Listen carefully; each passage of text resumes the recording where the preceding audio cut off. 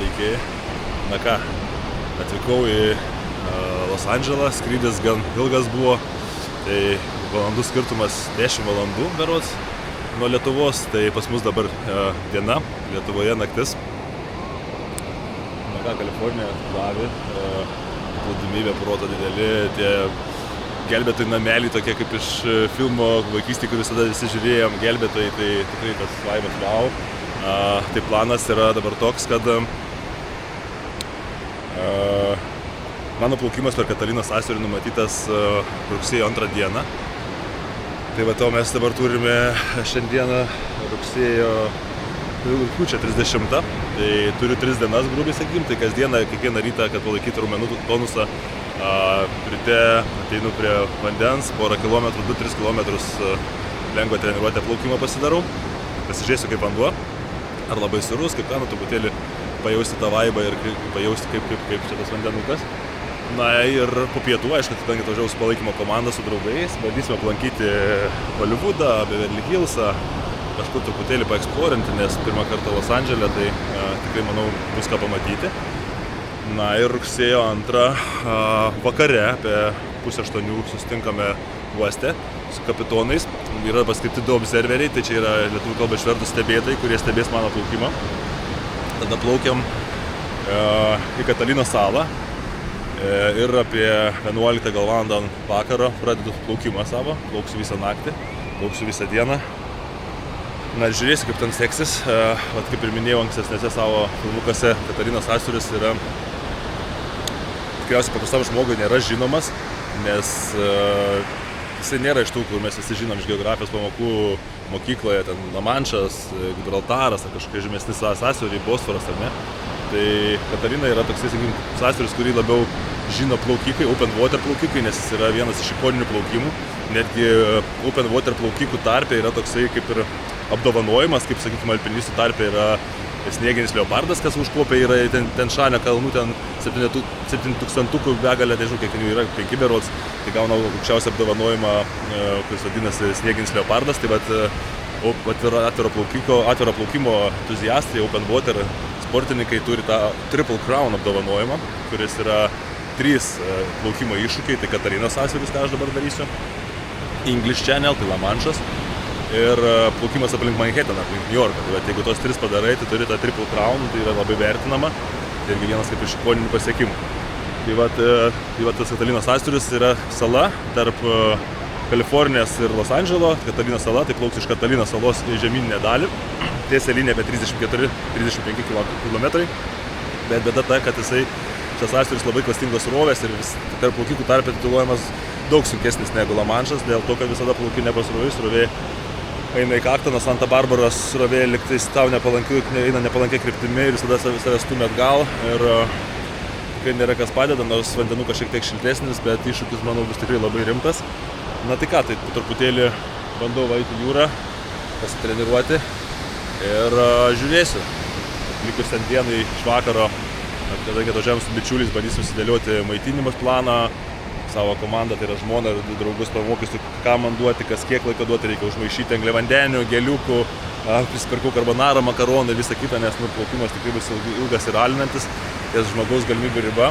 Na tai manau, kad šiek tiek apmokys komandą, viskas turėtų kaip ir būti gerai. Plius plaukimo metu turėsiu 2 kajakerius, 2 žmonės, kurie lydės mane plauks su kajaku, rodys kelią, jie kas 4-5 valandas keisis, nes reikia vis tiek pailsėti. O aš plaukiu toliau, tai iššūkis toks, skamba gerai, žiūrėsim kaip seksis. Na, šiandien išaušo diena, kai jau pagaliau gavom žinias, kad plaukiam, truputėlį buvo įtampėlės, nes atvykus į Los Andželą prieš 4 dienas rytais treniravausi ir laukiau to plaukimo. Aišku, numatyta diena buvo rugsėjo 2, naktį iš rugsėjo 2 į 3, bet pradėjau tikrinti orų prognozės, na tai oras atrodė tragiškas, bangos be proto didelės, vėjas kyla iki 30 km per valandą. Ir manęs tas labai nugąsdino. Bandžiau susisiekti su kapitonu, bet kaip mano treneris Jurgis pasakė, tikriausiai jie paveikti tos jūros druskos ir jie visiškai nesuspjauti, nereaguoja, nekomunikuoja, laiškus neatsako, į skambučius ir taipogi. Tai truputėlį tokio streso, nes iš principo atrodo, kad gal tokiom sąlygom būtų neišmintinga plaukti.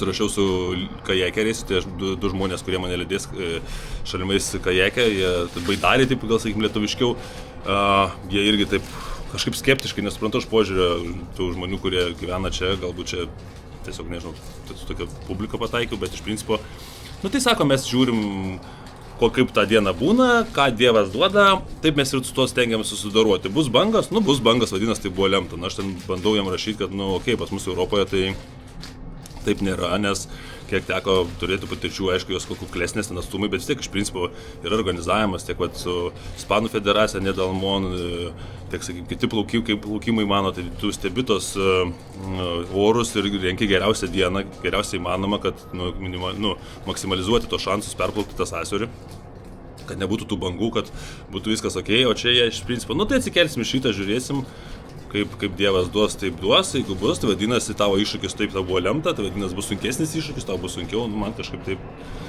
nelogiška skamba, bet čia, kaip suprantu, kad nieko kitaip nebus, tai nustojau nervuotis.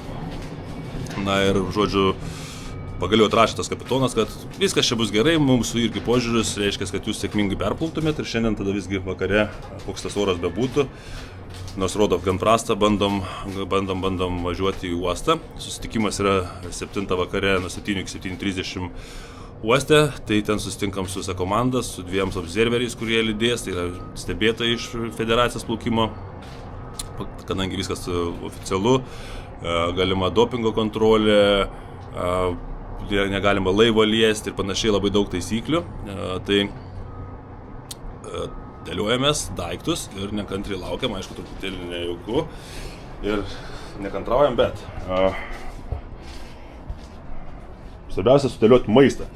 Kadangi plauksi pagal savo tempą apie 18 valandų tikriausiai, tai maistas pirmo vietoje, tai buteliukai. Kiekvienas buteliukas skirtas 2 maitinimam. Į jį pripilam vandens ir tame vandenyje įdedam maltodekstriną. Tai iš kukurūzų padaryti angliavandenį, piltuvėlis. Tai žodžiu, kiekvienam buteliukai yra kaip bazė šitas ir plus papildomai geliukai. Tai 1 valandą aš nieko nevalgau. Po to 60 minučių, pusantros valandos, 2, 2,5, 3, 3,5, 4, 4,5, taip toliau ir panašiai. Ir visi tie maitinimai taip išdėlioti. Skaičiuojam, kiek turim gauti angliavandenių, karbų, tai kiekvieno maitinimo minimum 40 gramų angliavandenių, maltino gėrimai su fruktozė, įdomios tokios dėžutės, kas pridaryta, prirekonstruota, kadangi jas reikia įdėti, pavyzdžiui, guminukai, aš labai mėgstu juos. Ir kadangi šiek tiek suvalgai pradeda dirbti skrandis, nes vieno tų geliukų, skrandis tuščias ir tos energijos kaip ir nėra.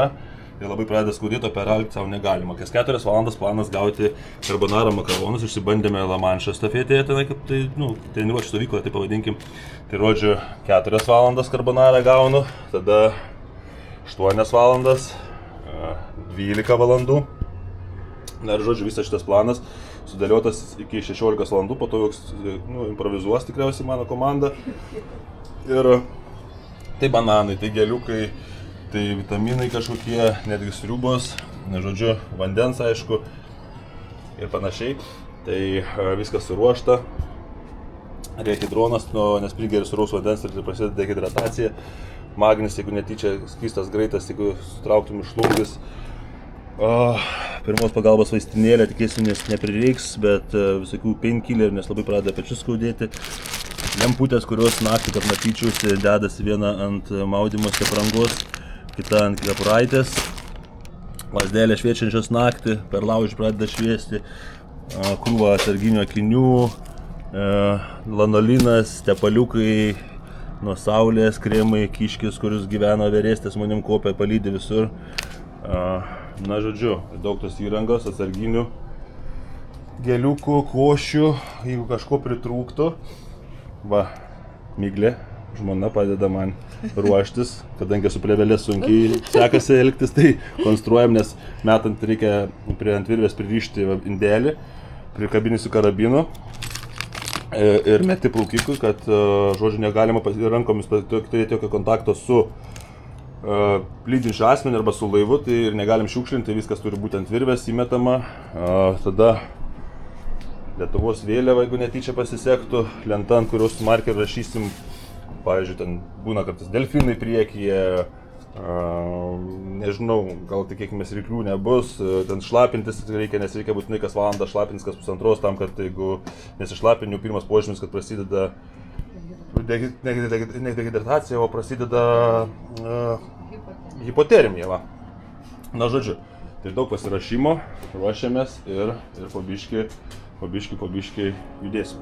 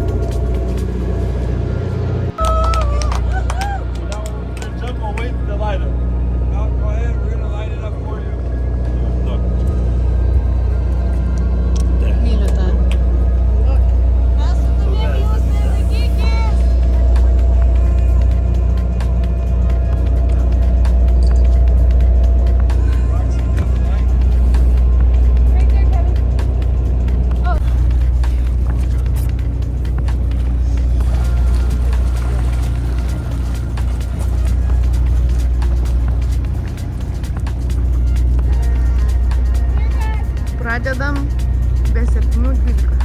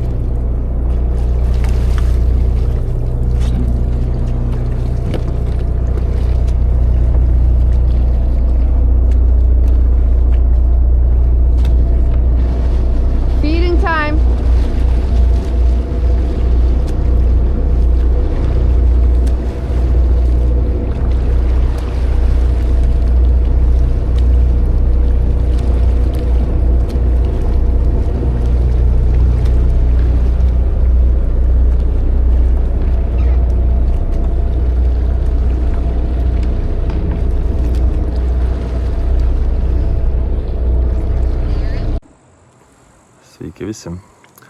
Na ką, pasibaigė mano iššūkis, pasibaigė jis nesėkmingai, taigi man nepavyko perplaukti Katalinos sąsiaurio.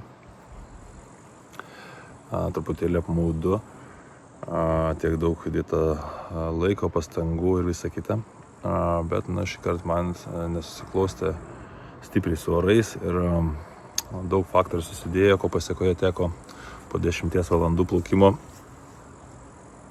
priimti sprendimą bendru įgulos mane lydinčių asmenų ir mano paties sprendimu, kad nutraukti plaukimą.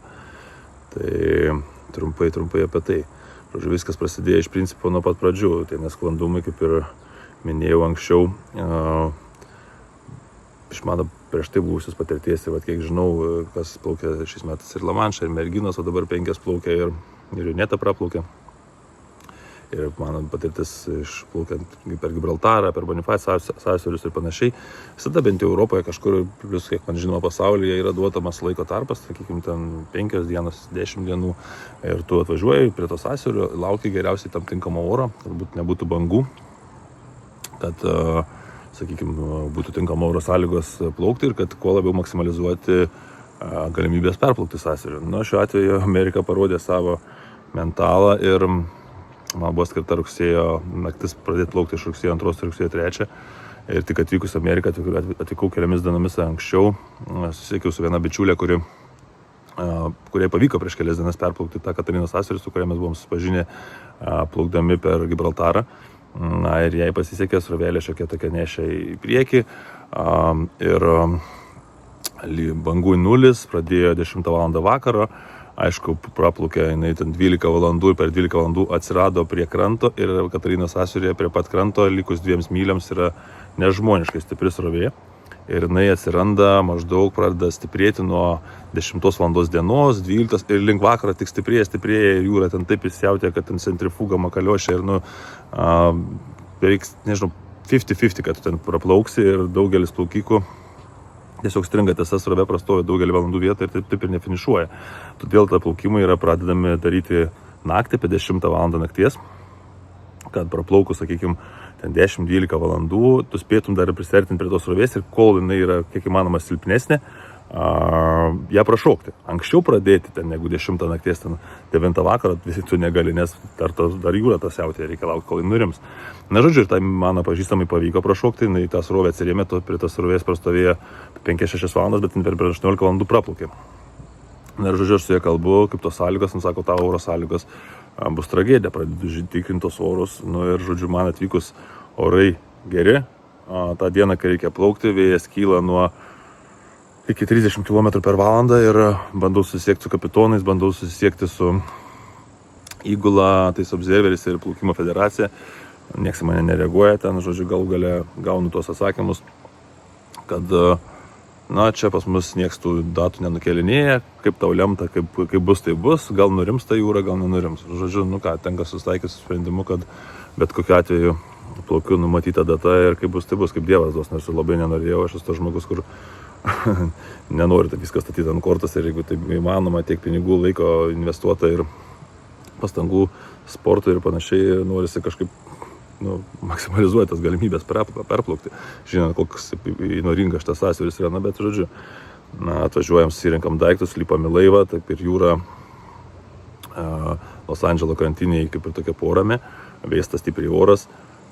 Sulipom, ten aišku, observeriai apsakė taisyklės, kad negalima naudoti laikrodžių, taip toliau ir panašiai, kad jeigu matys, kad aš plaukiu ir po 5-6 valandų, jeigu matys įtars, kad aš nebeadekvatus, kad atrodys, sakykime, ten pirštą, ten rodo, kiek čia pirštų, kiek trūksta iki 5 pirštų, tai žodžiu, tu turi pasakyti, kad trūksta 2 skaičius, kad kažkiek dar mastai iš principo, tokios taisyklės visokias, 2 observeriai, tai šitie stebėtojai, kurie visada lydi ir žiūri, turi surašyti, ką naudojai, kokius maisto papildus, kad dopingo kontrolė ir panašiai. Žodžiu, išplaukiam ir ką, pusiaukelė link Katalinos salos, plaukiam apie 2,5 valandas, štormas, prasideda audra, kaip ir buvo tikėtasi, taško, blaško, mane lydi žmona ir 2 artimi bičiuliai, įveiti į laivo kabiną, į kajutę tą neįmanoma, puodai, bliūdai, taškas į kairę, į dešinę, susidėjom tą maistą, tas baistas visur skraido, viską bandom pririšti, jie negali būti iš vis viduje, nes vėmė, aš kažkiek bandau tas daiktus apdėlioti, pačiam irgi tūsa ten, nors reikėtų ramiai nusiraminti, ten pagulėtas 2 valandas, kol plaukiam, iš principo tu negali išbūti. Na ir ką, pasižiūri išėjęs, kas darosi laukiam, truputėlį pačiam baugu. Tai nuplaukiam po 2 virš valandos į Katalinos salos. Ir, sako kapitonas, sorry, bet dabar turim stovėti išmetę inkarą, nes tokiamis sąlygomis negalime tavęs tiesiog paleisti į vandenį, tamsu, naktis nieko nesimato, atplaukėm prieš 10, gal ten pusę 10, prastovėjom nemažai laiko, nežinau kiek ten tų valandėlių, žodžiu gaunas, kad apie 20-12, sako, bandykit ruoštis. Žmonai prasidėjo jūros liga, jinai mane turi iškaitėpti kremais, visa purtasi dreba. Bandau ją pakalbinti, kad einam į vidų, mane ištepsi viduje, nes vėjas, oras temperatūra nukrito stipriai ten į 14-13 laipsnį. Į vidų neįti negali, manęs ištepti tais kremais apsauginiais, dėl to, kad ten pykina ją, jai pačiai šalta, visa purtasi. Mano kolegos taip pat, kuri mane lydi, visi stovi didelėm akim, kažkaip žmona duskandus dantis ten mane ištepė, nespėjo viskas nudžiūti, aš jau pasiruošę šokti. Žodžiu, situacija tokia, kad pasakė taisyklės, kad turi iššokti tą vandenį, nuplaukti ten 200 metrų prie kranto, išlipti sausumą, iškelti ranką vieną, tada žengti žingsnį į vandenį, nuleidi ranką, jie tada fiksuoja laiko pradžią ir pradedi plaukti. Na ir atvirai pasakius, nelabai aš norėjau lysti tą vandenį. Bangos didelis, aišku, jos aprimo kažkiek, kaip jau leido man lipti, sakykime, nebe taip kaip plaukiant, šiek tiek išlaukiam to nurimimo, tai atrodė kaip ir pusė velnio, jeigu galima tai pavadinti. Bet, tas jausmas, kai žinai, kad ten yra Katalinos sala, yra Ruonių sala ir kur yra ruoniai, ten yra didieji baltieji rykliai, nors kapitonas per instruktažą patikrino, kad čia per daugelį metų tų baltų ryklių nematė, nes atseit laivo garsai juos baido. Na, bet meka man tą paguodą, žinai, ir šoku į tą vandenį šaltą, sukandęs dantis, pradeda kabintis prie kranto, nežinau, kur mane ten atplukdė prie tos salos, tas krantas tikriausiai, negyvenamas, kad ten nepaplūdimys kažkoks, ar ne, kažkokias plaukė žolės, pradėjo kabintis, smarkiau iriuosi link kranto, jos pradėjo vyniuotis aplink kaklą. Bandau nusiplėšti, kad mane toks vaizdas, kad traukia į dugną už kojų kabinas, kažkaip šiaip netaip iki to kranto nusigaunu, išlipu, na ir pradedu plaukti. Tai pirmą pusvalandų, kad gaudau taip kvapą, nes kažkaip ritmo nepasigaunu, tas vanduo pakankamai vėsus ir toks truputėlis stresiukas, bet kažkaip po to susitvarkau, viskas gerai. Benulis didelis pakankamai šviečia, tai kai veikia kaip lempa ir toksai fainas faktoris, kad kai grybšnį darai su ranka, po vandeniu tarsi tokie mėlyni, kaip fosforo burbuliukai, atrodo, net nuo mėnulio šviečia, aišku, ir toks kaip lempa užsidega nuo kiekvieno tavo sudrumsto vandens. Tai, žodžiu, bet nepaisant to džiugaus momento šito dėl sakykime,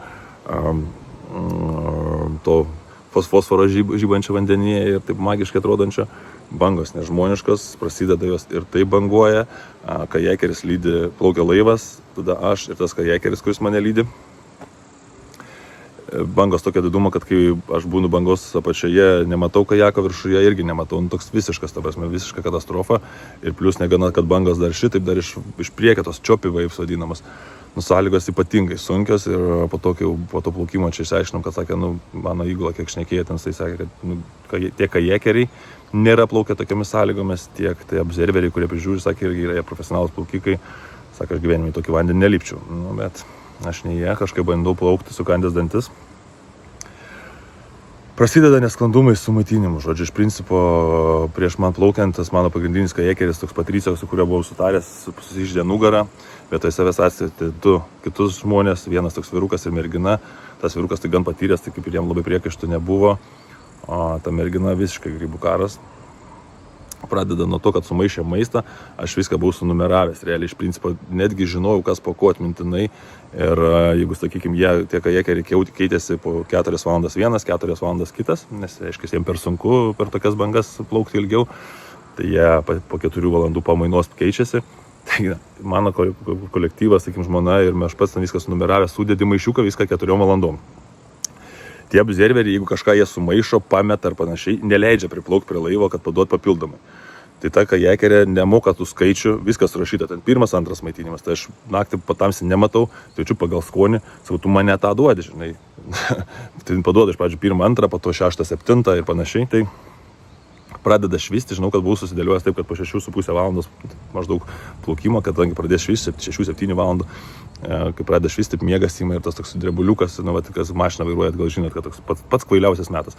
Buvau susidėjęs, kad reikia man, kad bus 2 geliukai su daug kofeino, ne? Jau užrašyta, kad 3, 4 maitinimas, viskas jums pasakyta. Tai jinai man duoda, sustojus paryčiais, karbonarą makaronus, gertuviai, mesdama tą gertuvę ją atidaro, į tą gertuvę pribėga sūraus vandens, aš bandau gerti, ten tą karbonarą makaronai nusėdė, nesugebėjo paplakti. Pradedu gerti makaronų viršui, kadangi iškilo mano kolektyvas sudėję, turėjo išbrinkinti, paplakti, per nosį man ten pradeda bėgti, aš visus išvėmiu, tada sakau, duok tu man tas, kas priklauso, ne tam man dedi, nors patamsi orientuojas, net kad, nu, žinau, kas turi būti, duoda atsigerti vandens, žodžiu, viską išvėmęs, pagėręs vandenį, vietoj kofeino gavau karbonaros neišplaktos sūriu vandeniu sumaišytas ir šaltos beje, nors šalkrepšis buvo duotas ir atsigerti vandens, ir tokie nesklandumai prašvyto, aš sėdėjęs buvau skaidrius akinius, tai pačiam kajakeriai sakau, duok man akinius kitus, nes, nu, pradės piginti saulė, jinai tiek neprofesionali, kad sugeba akiniai su specialiu dėklu, kurį transportuoti, nešioti, įmeta man į vandenį tos akinius, aš su nušalais pirštais ten graibau tą užtrauktuką, bandau atsekti, nesugebu to padaryti, metu jie atgal, tada sugeba išimti. Nu, žodžiu, aišku, blogam šokėjai ir pautai trukdo, bet tiesiog dalinuosi įspūdžiais, kad gal kažkas kitas plauks, kad labai reikia dėmesį atskirti į ką daro kajekeriai, kokie jie yra, nes šiuo atveju, nu, kažkaip kaip plaukytas jau žiauriai pikta buvo. Tai žodžiu, situacija tokia, kas liečia apie mano įgulą. Žmona vemia visą laiką, jūros liga, apsdirveriai, kurie lydi, sakėmės per savo patirtį, nu, ten plaukia, jie ten tikriausiai kas 2, kas 3 dieną ir patys profesionalus plaukikai, beje, bandė praplaukti sąsiaurį irgi dėl srovės nepraplaukė. Patys pradėjo prašyti mūsų komandos vaistų, nes irgi ten bemalioja visur. Na, žodžiu, mano bičiuliai irgi taip pat išgriuvę visi guli, nu, visiška katastrofa realiai iš principo, aišku, žmonės darė viską, kas gali, neturi priekaištų, nes jie nėra profesionalus, tai čia pamoka, kad sekant įsigį reikia vežtis profas, kurie suprastų visą kitą, bando išsiaiškinti mano komandą, aš ten praplaukiu 6 ar kažkiek valandų, klausiu, kur aš randuos, kaip kas. Tai žmonos užšūkė, o, šaunuolis gerai varai, tau čia gerai sekas, nors jaučiu, kad strovėjai ir, nu, toks jausmas, kad kapanojas vietoj. Sako, gerai, nuvarai, čia jau 22 km, nuplaukiai spaust, pradėjau spaust gazą, kaip spaudžiu tą gazą 2 valandą, 3, 4, sakau, tai kur aš po perkūnais randuos, nieks man nieko neatsako, o pasirodo, po ten gal 4 valandų, jau buvo 9 valandas, 9,5, pasako, kad tu jau vidurys yra 18 km, tai kaip, sakau, gali būti, jeigu aš prieš 4 valandas 22 nuplaukiu, dabar 18. Ir toks mental dropas, iškart bum, žemyn demotyvacija. Pasirodo, kapitonas su tais observeriais primalė neteisingai sako ten atstumus. Iš vis tokia viena observerė moteris buvo ten pradėjo kuliotis kažką, sako jūrmylėm, ten pyksta, daro spaudimą, kad jis čia tipo, kam iš čia taip lėtai plaukia. Nu, žodžiu, visiška katastrofa. Man ta demotyvacija pradėjo ant galo pykti, sakau, nu tai klausykit, nu davai, sakykit kaip yra, nes plaukiu 10 valandų, aš ten dar 20 neišplauksiu. Tai jeigu aš tik pusę nuplaukęs, o žinau, kad galėta laukia srovė ir kad tokia ta situacija, na tai žodžiu, tai manau, gal galėjo įgulai sugebėjo, aš taip jau ant griežto, kaip aš sakau, tą kapitoną paims, sakau, sakyk, kaip yra, kur kas, susisiekė su krantu, operacijas ar kažkokius, ten, aš nežinau, įrenginius, smulkiai nežinau, nu, žodžiu, pranešė, kad kadangi mes pavėlavom išplaukti, nes dreifavom, išmėtė inkarą ir laukiam ne 10 valandą išplaukiau aš tik 12 ir jau plaukiu 10 valandų realiai. Tai kažkur 10 valanda ryto buvo.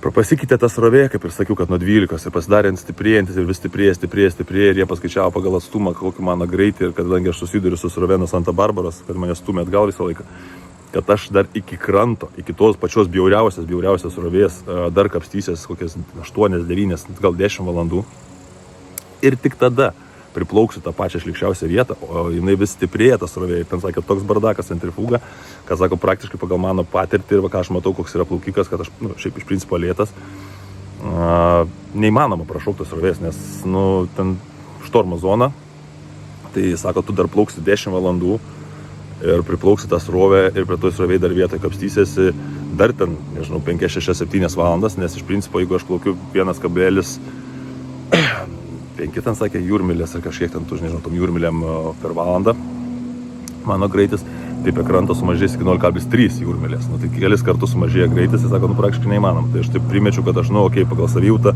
10 valandų atplaukęs, Aišku, jau pradėjo pečius skaudėti, gavau tenai stiprių nuskausminamų, tikiu, kad ten vieną tabletę gali per parą išgerti, jie tokie gan rimti. Jaučiu, kad pradėjo eiti skausmas nuo peties link dilbio ir kineziterapeutas prieš tai sakė, kad jeigu pajausi šitos simptomus, tai reiškia, kad anksčiau ir vėliau gali būti, kad nutrūks nervas ar sausgyslė, kaip ten aš tiksliai nežinau, bet žodžiu sako, jau tu turėk omeny. Bet dėl ištvermės, dėl visą kitą, pakankamai gerai jaučiausi ir sakau, hebrai, davai, aš dar, kokias tikrai 10, gal, 8, sakykim, tikrai galiu plaukti. Sako, tas nieko negelbės, realiai tik po 8 tu susiduri su tą srovę, tai kapitono sprendimu, mano pačio sprendimu, sakau, iš principo aš, praplauksiu parą laiko ir po to po paros laiko, daugiau negu po paros, po 26 valandų, vis tiek nepraplauksiu, nes dėl tos srovės, sakė, kaip ir minėjau, dėl mano, galbūt lėtesnis, aš esu plaukikas, ne galbūt to lėtesnis ir dėl tos srovės tokios, be šansų beveik man prašok, nes dar į galą tu vis dar labiau slipnėsi, tai tavo greitis dar lėtės. Ir nusprendėm, kad visgi tada, kad ir kaip būtų apmaudu, geriau jau dabar nutraukti po 10 valandų plaukimo, negu dar 10 praplaukti ir tada vis tiek nepraplaukti. Ir po to ar 10 aš jau būsiu tokios būsenos, kad tikriausiai tas išsijungimo riba ir jau, kad jau praradinėsiu sąmonę. Tai, ir manau, mūsų tas pasiteisina, nes plaukė 4 plaukikai, kiek žinau, nei vienas nepraplaukė. Plaukė jie profesionalus, kur planavo ten per 12 valandų paplaukti super greiti. Tik kiek žinau, kad nepraplaukė būtent dėl tos srovės. Tai situacija tokia, suma sumarum, labai apmaudu, bet daryčiau kitą kartą visiškai kitaip. Aišku, dėl orų čia nepasirinks, nes nežinau, kodėl tam jie renka, kodėl taip yra, kodėl neleidžia jie rinktis ir stumdyti tos datas.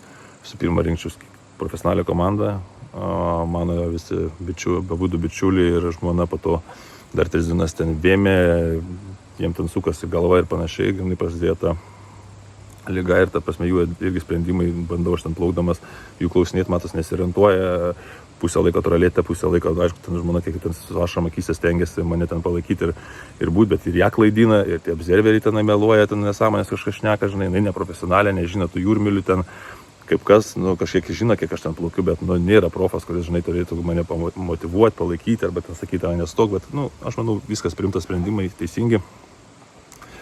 Sveikas gyvas, kitą rytą išsimiegojau, galėjau atsikėliau dar kartą plaukti, taip pat nieko neskauda, raumenukai nepavargė, net raumenų skausmo neturėjau, tai tikrai dar turėjau tą rezervą, bet manau, kad šituo atveju dėl oro sąlygų mane labai pavedė, nepasisekė ir visą tą sumarum, tie kajekeriai, visą tą situaciją, šiek tiek pakišo koją, bet aišku, čia nesmė, vis tiek aš plaukiau, ne jam žmonė plaukė, bet situacija tokia. Yra atvira, dabar svarstymuose, ar plaukti man Lamanšo sąsiaurį, nes, kiek žinau, dabar merginos plaukė. Juneta praplaukė, ten vandens temperatūra buvo apie 19, gal 20 laipsnių, o kiek žiūrėjau dabar orų prognozę, kad per ateinančias 10-15 dienų oro temperatūra planuoja nukristi labai ženkliai. Tai jeigu oro temperatūra nukris iki 16 laipsnių ar mažesnės, aš manau, kad protinga būtų šiais metais visgi praleisti tą plaukimą ir nukelti metam ar 2 į priekį ir pabandyti gauti vietą plaukiant būtent rugpjūčio gale, rugsėjo pradžioje, kada per visą vasarą šyla vanduo yra šilčiausias. Nes man aš dabar neturėdamas patirties, dėl patirties trūkumo man pasiūlė, kad yra laisva vieta rugsėjo gale. Ir aš ją pasirinkau, gal pasielgiau neišmintingai, nes tas vanduo, jeigu atšalstų kitokio, tai rizikuoti man savo sveikatą, peršalti inkstus, prostatą ir visą kitą. Niekam aš nieko neskolingas iš principo ir turiu žiūrėti visų pirma savęs, o ties sąsiaurį niekur nepabėgs, tai taip, kad ant pulso, sportuoju toliau, jaučiuosi gerai.